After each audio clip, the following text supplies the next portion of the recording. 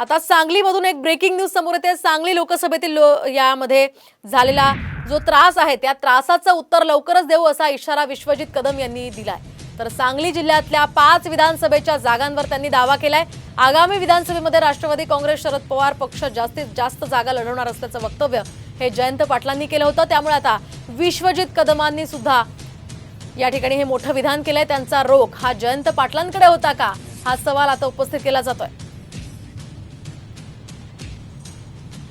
जवळपास आता मी आकडा घेतला की टीव्हीवर सुरू होईल राष्ट्रवादी एवढ्या जागा मागणार म्हणून मी आकडा घेतलाय। पण मोठ्या प्रमाणात आपल्याला विधानसभेच्या वेगळ्या मतदारसंघात लढत असताना आपल्याला मलाही बाहेर वेळ देण्याची गरज आहे।